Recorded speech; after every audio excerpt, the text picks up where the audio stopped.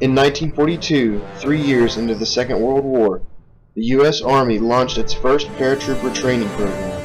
The paratrooper, an infantry soldier capable of deploying from an aircraft using a parachute, was a new concept at that time, and the Army's program would have trouble gaining support in its early days due to its experimental nature.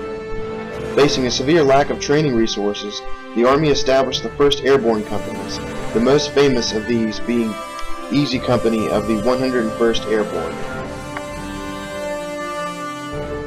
The Airborne Corps consisted solely of volunteers who signed on for the promise of adventure as well as a generous pay bonus.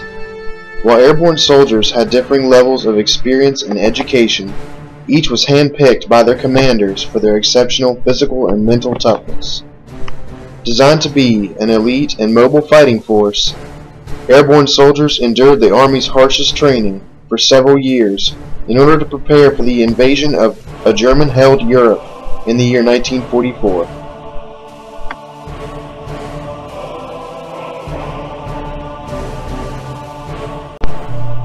In order to pave the way for the massive Allied Expeditionary Force, Allied soldiers were deployed in their first major action the night before D-Day, June 5, 1944. Jumping behind enemy lines in Normandy, France, the soldiers of the 101st successfully destroyed several German artillery companies despite their overwhelming numbers, making the Allied invasion of France possible. In December of the same year, paratroopers would again rescue the Allied war effort, attempting to cut through the Ardennes forest in Belgium in order to retake France from the Americans. Hitler deployed a force of 800,000 men in what would be the last great German offensive of the war.